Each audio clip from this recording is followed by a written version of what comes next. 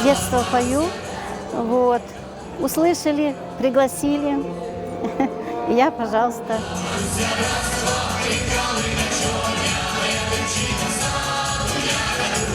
Наш ансамбль существует уже 3 года. Это казачий ансамбль станицы Молдавановка «Хмель».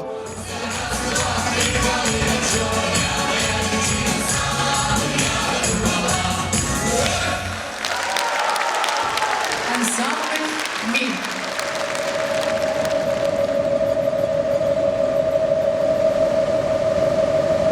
Я Башевская Мария Алексеевна. Работаю на Малой ГЭС с 85 года. Это мой уже второй дом, потому что, считай, полжизни я отдала этой станции. Она для меня уже как родная. Наша станция Малая ГЭС существует, которая уже около 100 лет, вырабатывает электроэнергию. Каждый день, каждое утро мы протираем контактные кольца для того, чтобы они не были замаслены, чтобы ток чистый уходил туда, на статор.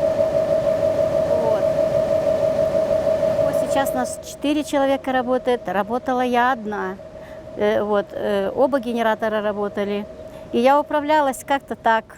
Мы так стараемся работать, чтобы не было никаких неполадок, никаких аварий. Это наш плюс, это наш заработок, это наш успех. Для нас, для каждого дежурного электромонтера. Такое дело, оно очень ответственно. Считай, морально оно тяжеловато. Физически, по сезону. Вот сейчас, в данный момент, да. Сейчас листья, решетки забиваются. Тут поработать надо.